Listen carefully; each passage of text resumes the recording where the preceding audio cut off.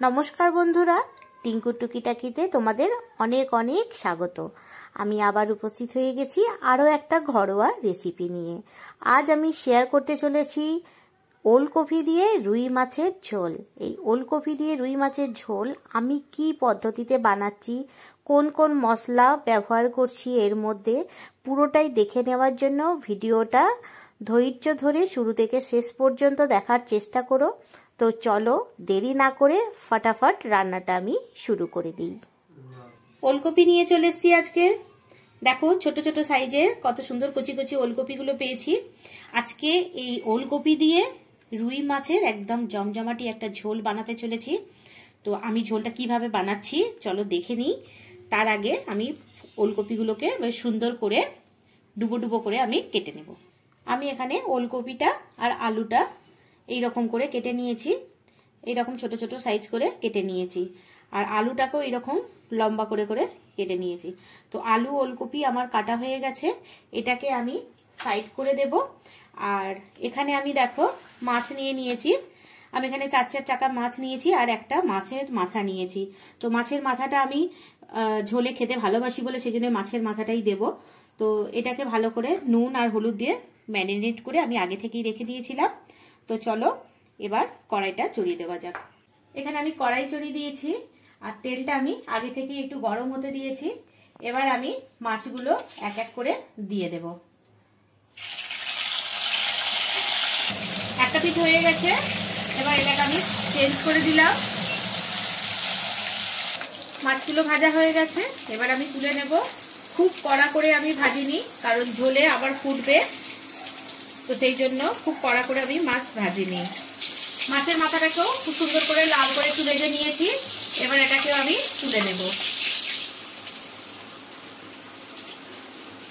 ওই মাছ ভাজা তেলের মধ্যেই অল্প একটু হলুদ দিয়ে দেব, দিয়ে আলুগুলোকে একটু ভেজে নেব।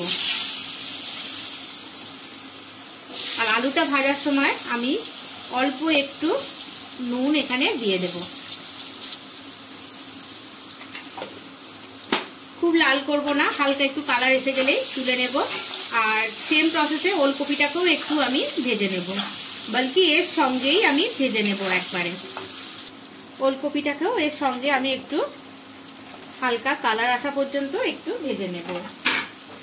যতক্ষণ ওখানে আলু আর ওলকপিটা ভাজা হচ্ছে আমি এখানে একটা মশলা করে নেব। ফার্স্ট আমি এখানে আদা কুচিয়ে রেখেছি, আদাটা একটু দিয়ে দেব। আর এখানে রেখেছি একটু কাঁচা পাকা লঙ্কা, আর দেব এখানে গোটা জিরে, 2 চামচ মতো গোটা জিরে দিলাম।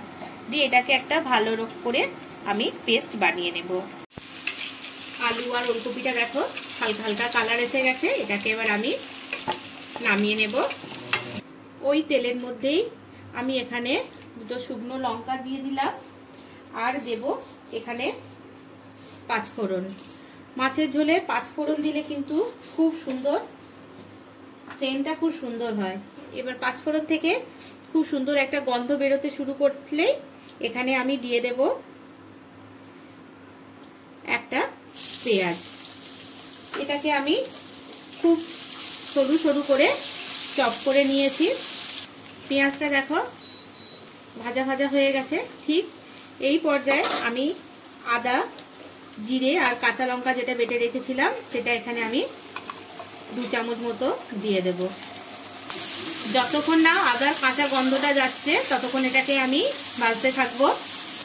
আদাটা ভালোভাবে ভেজে নিয়েছি। এখানে আমি 2টো টমেটো নিয়ে নিয়েছি, আর হ্যান্ড চপারের মাধ্যমে আমি এটাকে বেশ খুব মিহি করে চপ করে নিয়েছি। নিয়ে টমেটোটা দিয়ে দেব। দিয়ে যতক্ষণ না টমেটোর কাঁচা গন্ধটা যাচ্ছে বা টমেটোটা ভালোভাবে গলে যাচ্ছে ততক্ষণ আমি মশলাটাকে কষাতে থাকবো। কিন্তু এখানে আমি নুন দিয়ে দেব। আমি আমার আন্দাজ মতো নুনটা দিচ্ছি, সবজির কোয়ান্টিটি দেখে তোমরা তোমাদের আইডিয়া অনুযায়ী নুনটা দিয়ে দেবে। এবার এখানে আমি কালারের জন্য দিয়ে দিচ্ছি 1 চামচ হলুদ, আর দেব এখানে একটু কাশ্মীরি মির্চি পাউডার, জিরে যেহেতু আমি পেস্ট করে দিয়েছি, আমি এখানে জিরেটা আর ব্যবহার করছি না। এখানে আমি দিয়ে দিচ্ছি 2 চামচের মতো ধনে গুঁড়ো দিয়ে মশলাটাকে ভালো করে টমেটোর সাথে কষিয়ে নেব যতক্ষণ না তেলটা ছেড়ে আসছে। মশলাটা খুব সুন্দরভাবে কষানো হয়ে গেছে। তো এখানে আমি দিয়ে দেব 1 চামচ চিনি, এখানে আমি দিয়ে দিলাম তাতে ঝালটা নুনটা একটু ব্যালেন্স হবে। আর আমি দিয়ে দেব এখানে গরম মশলা অল্প একটু, 1/2 চামচের মতন আমি এখানে গরম মশলা দিয়ে দিলাম। দিয়ে ভালো করে চিনিটাকে আগে মিক্স করে নেব মশলাটার সাথে। এবার আমি এখানে ভেজে রাখা আলু আর ওলকপিটা মিক্স করে দিলাম, দিয়ে মশলার সাথে আলুটা আর ওলকপিটা ভালো করে মিক্স করে নেব। মশলাগুলো খুব ভালো করে কষানো হয়ে গেছে। এবার এখান থেকে আমি উপর থেকে একটু ধনেপাতা দিয়ে দিলাম। ধনেপাতাটা ভালো করে মশলার সাথে মাখিয়ে নেব। নিয়ে এবার এখানে আমি ঝোল তোমরা কতটা খেতে চাও, তরি কতটা রাখতে চাও, সেই হিসাবে তোমরা এখানে জলটা দেবে। আমি দেখো জলটা দিয়ে দিলাম। এবার ঝোলটা যতক্ষণ না ফুটে উঠছে ততক্ষণ আমি ওয়েট করব। এবার আমি এক এক করে মাছ ভাজাগুলো এখানে দিয়ে দেব, ভালো করে একবার মিক্স করে নেব। মাছের ঝোল আমার রেডি হয়ে গেছে। চলো এটাকে এবার আমি বাটির মধ্যে সার্ভ করে দিই। খুব সুন্দর হয়েছে। এই শীতকালে ওলকপি দিয়ে, ফুলকপি দিয়ে রুই মাছ, কাতলা মাছের ঝোল খেতে অপূর্ব লাগে।